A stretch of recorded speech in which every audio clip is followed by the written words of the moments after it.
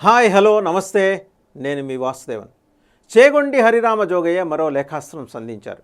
అయితే ఇది పవన్ కళ్యాణ్కి సలహా కాదు, విశ్లేషణ అని ఒక హెడ్డింగ్ పెట్టి మరి ఆయన చెప్పుకొచ్చింది ఏంటంటే, రాష్ట్రంలో కాపు కాసే బడుగు వర్గాల రాజ్యానికి తెరపడబోతోంది, కమ్మ రాజ్యానికి రెడ్డి రాజ్యానికి మరోసారి తెర లేపబడుతోంది. చాలా క్రిస్టల్ క్లియర్గా ఉన్నారు జోగయ్య గారు. తన మాటల్ని ఎలా చెప్పాలనుకున్నారో అలాగే చెప్పే ప్రయత్నం చేస్తున్నారు.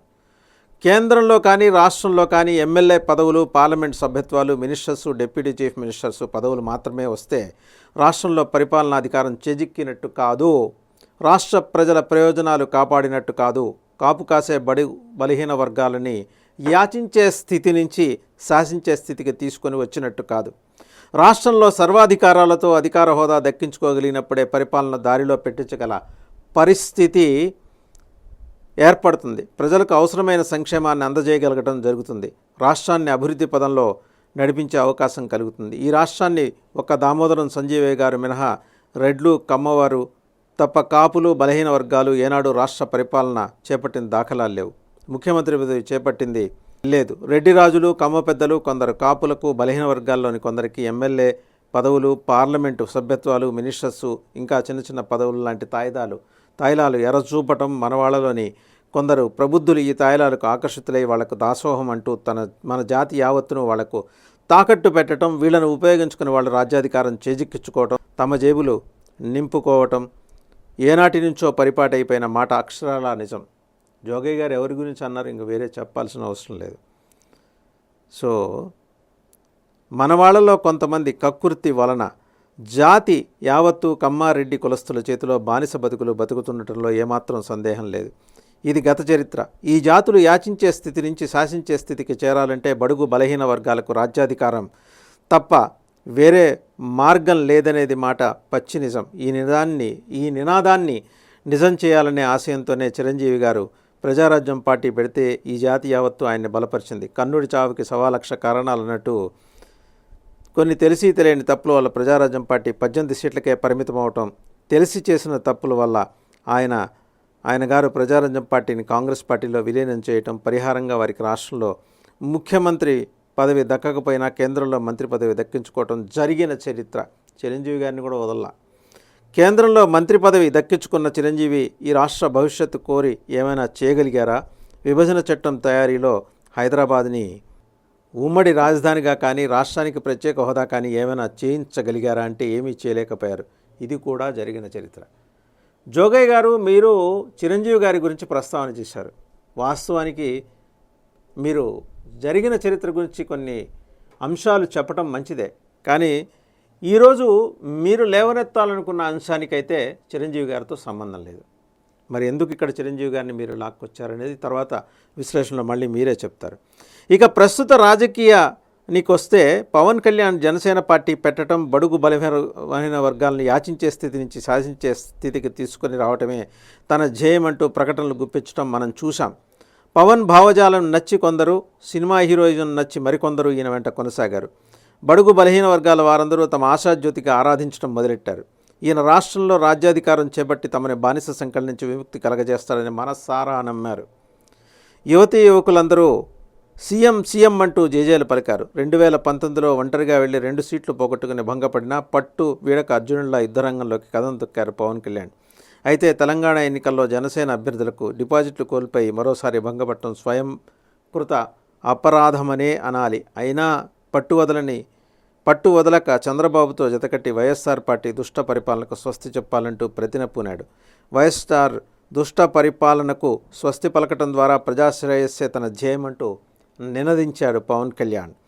జనసేన తెలుగుదేశం కూటమి సంకీర్ణ ప్రభుత్వం ఏర్పడుతుందని తాము నమ్ముకున్న పవన్ కళ్యాణ్ రాష్ట్ర ప్రభుత్వ నిర్మాణంలో ప్రముఖ స్థానం సంపాదించబోవటం ద్వారా తమని యాచించే స్థితి నుంచి శాసించే స్థితికి తీసుకువస్తాడని, నీతివంతమైన పరిపాలనకు నాంది పలుకుతాడని నమ్ముతూ ఆయన వెనకాల సైనికులుగా ప్రయాణం చేస్తూనే ఉన్నారు జన సైనికులు. ఆయనపై ఈగ కూడా వాలకుండా కాపాడుకుంటూ వస్తున్నారు కూడా.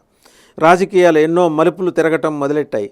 24 మంది ఎమ్మెల్యేలను నెగ్గించుకొని తాను కూడా ఎమ్మెల్యే అయి రాష్ట్ర రాజకీయాల్లో చక్రం తిప్పుతాడని ఆశించిన పవన్ కళ్యాణ్ కొత్త అవతారం ఎత్తబోతున్నారనేది వార్తలు వస్తున్నాయి.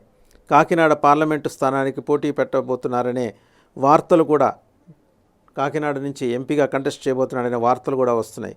పార్లమెంటు స్థానంతో పాటు ఏదో ఒక శాసనసభ స్థానానికి కూడా పోటీలో ఉంటాడని కొన్ని మీడియా సంస్థలు వార్తలు రాస్తున్నాయి. రాష్ట్ర రాజకీయాల్లో ఉంటారా, కేంద్ర రాజకీయాల్లో ఉంటారో తెలియని పరిస్థితి అని నా అనుభవం చెబుతోంది. అంటే జోగయ్య గారి అనుభవం.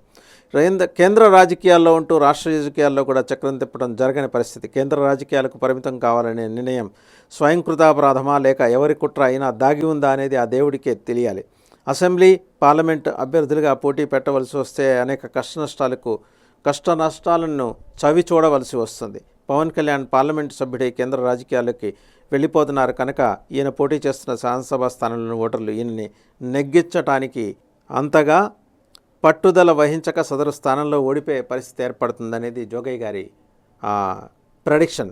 పవన్ కళ్యాణ్ రాష్ట్ర రాజకీయాల్లో నుంచి నిష్క్రమిస్తున్నాడు గనక అధికారం చేపట్టబోయే మరో పార్టీ అంట కాగటం మంచిదని 2019 సంవత్సరం మాదిరి జనసేన పోటీ పెట్టదలిచిన 24 స్థానాల్లోని ఓటర్లు భావించి జనసేన అభ్యర్థులను నెగ్గించడానికి అంత పట్టుదల వహించక ఎవరి దారి వారు చూసుకునే పరిస్థితి వల్ల జరిగే నష్టం గురించి కూడా జోగయ్య ప్రస్తావన చేశారు.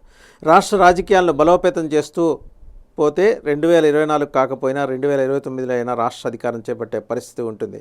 ఇప్పటికే తెలుగుదేశంతో పొత్తు పెట్టుకోవటం ఇష్టపడిన ఆర్ఎస్ఎస్ అలాగే జన సైనికులు చెట్టుకొకరు పుట్టుకొకరు పోయే ప్రమాదం ఏర్పడింది. పవన్ కళ్యాణ్ గారు పార్లమెంటు స్థానానికి పోటీ పెట్టడం విరమించుకొని శాసనసభ స్థానానికి పరిమితం అవటం మంచిది.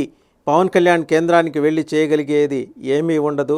గతంలో చిరంజీవి గారి అనుభవం చూస్తే తెలుస్తుందనేది జోగయ్య గారి విశ్లేషణ. రాష్ట్ర పరిపాలనలో భాగస్వామిగా ఉంటేనే రాష్ట్ర ప్రయోజనాలు కానీ బడుగు బలహీన వర్గాల అభ్యున్నతి కానీ ఏమైనా చేయగలుగుతారు పవన్ కళ్యాణ్. మొత్తం మీద ఈ పరిస్థితి వల్ల రాష్ట్రంలో జనసేన పార్టీని లోకేష్ భవిష్యత్తు కోరి తెలుగుదేశం పార్టీలో విలీనం చేయటమో లేక రద్దు చేయటమో జరిగే పరిస్థితికే దారితీస్తుందనే దుష్ప్రచారానికి తెర లేవకుండా చూసుకోవటం మంచిది. ఈ ప్రమాదం నుంచి పవన్ కళ్యాణ్ ఎలా బయటపడాలో దీర్ఘంగా ఆలోచించి నిర్ణయం తీసుకోవటం మంచిదని జోగయ్య సూచన చేశారు. నా ఈ ప్రకటనలో పవన్ కళ్యాణ్ గారికి సలహాదారుడిగా కాక రాజకీయ విశ్లేషకుడిగానే ఇవ్వటం జరుగుతోంది అనేది కూడా స్పష్టం చేశారు. దీనిని కూడా ఎవరైనా విశ్వాసఘాతకులు తప్పు పెట్టదలుచుకుంటే తనకి అభ్యంతరం లేదు, ఎవరి కర్మ వారు అనుభవించాల్సిందే అని కూడా జోగయ్య గారు చెప్పారు. So crux of the letter or crux of the analysis ఏంటంటే హరిరామ జోగయ్య గారు పవన్ కళ్యాణ్ గారు పార్లమెంటుకి వెళ్ళటాన్ని ఆయన చాలా స్పష్టంగా వ్యతిరేకిస్తున్నారండి. అంటే వ్యతిరేకించడం ఇన్ ది సెన్స్ ఆయన పార్లమెంటుకు పోటీ చేసి గెలిచి అటు పార్లమెంటుకి వెళ్ళిపోయి కేంద్ర మంత్రి పదవి కనుక తీసుకుంటే ఈ 24 స్థానాల్లో పోటీ చేసే అభ్యర్థుల పరిస్థితి ఏంటి? పవన్ ఎలాగూ రాష్ట్ర రాజకీయాల్లో ఉండరు కాబట్టి 24 స్థానాల్లో మనకు కావాల్సిన వాళ్ళని గెలిపించుకుందామనే నిర్ణయానికి వస్తే పరిస్థితి ఏంటి? పవన్ జనసేనని ఉద్దేశపూర్వకంగా తెలుగుదేశం ఏమన్నా దాన్ని అదృశ్యం చేసే కార్యక్రమం ఏమన్నా చేస్తుందా? దీని వెనకాల ఏమన్నా కుట్ర కోణం ఉందా అనేది కూడా హరిరామ జోగయ్య గారి సందేహం. ఏదేమైనా అన్నదమ్ములు ఇద్దరి రాజకీయాల్ని ప్రస్తావించిన హరిరామ జోగయ్య గారు వీళ్ళ వల్ల ఇది కాకపోవచ్చు అనే మాట ప్రస్తావన చేస్తున్నారు. పవన్ కళ్యాణ్ పునరాలోచించుకోవాలి అని కూడా చెప్తున్నారు. జన సైనికుల మదిలో ఉన్నదేంటో తాను చెప్పాను, తాను సలహాదారు మాదిరి కాకుండా ఒక విశ్లేషకుడిగా మాత్రమే, ఒక అనలిస్ట్గా మాత్రమే ఈ ప్రకటన చేశానని కూడా ఆయన చెప్పుకొచ్చారు.